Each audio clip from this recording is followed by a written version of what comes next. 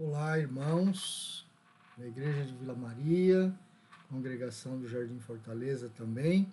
Estamos começando a nossa 15ª semana do plano de leitura bíblica anual. Hoje nós vamos trabalhar, para esta semana, nós trabalharemos os textos de Atos 2, segunda parte até Atos 6, Deuteronômio 15 a 28, e Jó, de 11 a 17. Começando por Atos dos Apóstolos.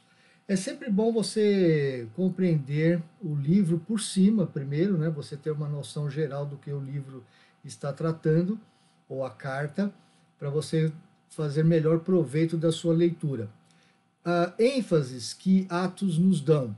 As boas novas de salvação de Deus por meio de Jesus, agora para judeus e gentios, igualmente, cumprindo as expectativas do Antigo Testamento. Então, Atos, na verdade, é um livro que demonstra o cumprimento das profecias do Antigo Testamento. Lembre-se sempre também que Atos ele é a segunda parte de uma obra do evangelista Lucas, que é Lucas Atos, o Evangelho de Lucas e Atos. Então, nunca dissocie um do outro.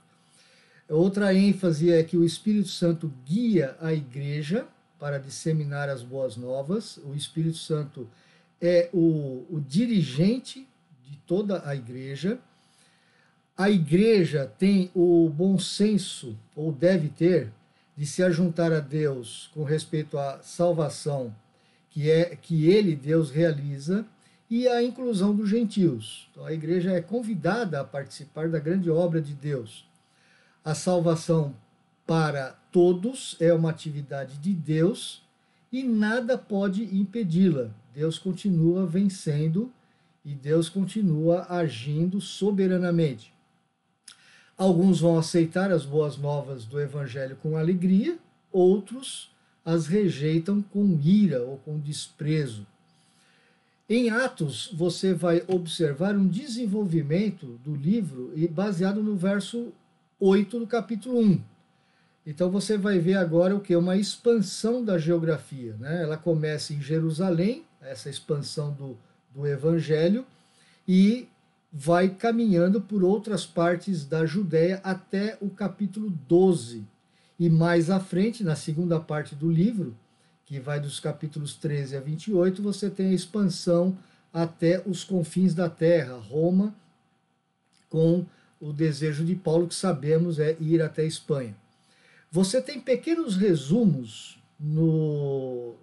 de Lucas, no livro de Atos, que são muito importantes para as demarcações do livro. A primeiro grande pequeno resumo está no capítulo 6, verso 7. Então ele está exatamente aí no finalzinho da nossa leitura da semana. Depois você vai ter em 9:31, 12:24, 16:5, 19:20 e finalmente no fechamento, nos versos 30 e 31 do capítulo 28. A primeira parte, que vai do capítulo 1 até o capítulo 6, verso 7, que engloba parte da leitura da semana, ela relata a história da propagação do evangelho sobre Jesus em Jerusalém pelos apóstolos. Então nós estamos aqui ainda em Jerusalém. Depois vai ampliando Samaria, outras partes da Judéia, Samaria, e depois até os confins da terra, vai se expandindo para todo o mundo. É um processo que não vai terminar jamais. Você tem aqui, por exemplo, no capítulo 2, a partir do verso 14 até 41, a explicação do Pedro do fenômeno das línguas, né, do Pentecostes e os seus resultados. Observe também ao longo da leitura do livro que o Pentecostes está caminhando. É um Pentecostes só, que se manifesta em várias fases. Primeiro para os judeus da Gema, os judeus de Jerusalém, depois para os judeus helenistas, depois para os samaritanos, os prosélitos, como no caso do gentil Cornélio, que é um prosélito, e depois, finalmente, para os gentios. Então, um Pentecostes atingindo vários grupos étnicos, mostrando que agora o evangelho é para todas as nações. Após a explicação de Pedro, no capítulo 2, segue uma série de descrições que ilustram a vida primitiva da igreja em Jerusalém. Então são dois trechos muito famosos, capítulo 2, 42 a 47 e capítulo 4, 32 a 37, mostrando a vida em comum da igreja. O ministério de Pedro continua com pregação e cura, capítulos 3, capítulo 5. Você vai ver uma oposição ao ministério de Pedro no capítulo 4, verso 1 a 22 e do capítulo 5, 17 a 42. Também vai ver o julgamento de Deus dentro da comunidade, corrigindo os rumos da igreja, porque alguns estavam testando o Espírito Santo, como no caso de Ananias e Safira, capítulo 5, de 1 a 11. Você vai deparar nessa leitura de Atos com uma nova comunidade que crê em Jesus, mas que continua vivendo no judaísmo. Essa sessão ela vai concluir ali por volta do capítulo 6, versos 1 a 7, observando dois grupos que emergiram dentro da comunidade, os judeus cristãos de fala grega e judeus cristãos de fala aramaica, ou que moram em Jerusalém. Então, isso é Atos dos Apóstolos. Deuteronômio de 15 a 28. Algumas ênfases do livro de Deuteronômio. Primeira, o caráter uno e único de Yahvé, o Deus de Israel, acima de todos os outros deuses. O amor de Yahvé por Israel revelado na sua aliança, fazendo de Israel seu povo. A soberania universal de Yahvé sobre todos os povos. Israel como o modelo de Yahvé para todas as nações. A importância e o significado do santuário central, começando com o tabernáculo, depois vai futuramente no templo, onde Yahvé deve ser adorado. A preocupação de Yahvé com a justiça, que o seu povo, o povo do Senhor, reflita o seu caráter. Isso permanece até hoje. As bênçãos da obediência e os perigos da desobediência estão também relatados. Você pode ver uma estrutura em Deuteronômio da seguinte forma. Os capítulos 1 a 3, eles mostram um quadro exterior, o primeiro quadro exterior, que olham para trás. Depois você tem um quadro um pouco mais interior, que vai dos capítulos 4 a 11, onde você tem uma grande exortação. E o centro do livro são as estipulações da aliança, que vai do capítulo 12 até o capítulo 26. Então, nessa leitura da semana, você vai pegar um pouquinho à frente já, né, desse período, dessas estipulações da aliança, e um pouquinho além, você já vai entrar no outro quadro interior, que é a cerimônia da aliança, que vai dos capítulos 27 a 30. E depois vai ter um outro quadro exterior, lá no final dos capítulos 31 a 34, onde você olha para frente. Deuteronômio está mostrando o povo de Israel em direção à tomada da terra prometida, de Canaã. O amor de Deus ao redimir o seu povo e torná-lo seu, e então ao dar ao seu povo esta boa terra, né, também está por trás da natureza especial do Código Legal de Deuteronômio, que vai do capítulo 12 até o capítulo 26. Então, boa parte da leitura que vocês farão essa semana está falando sobre o Código Legal em Deuteronômio.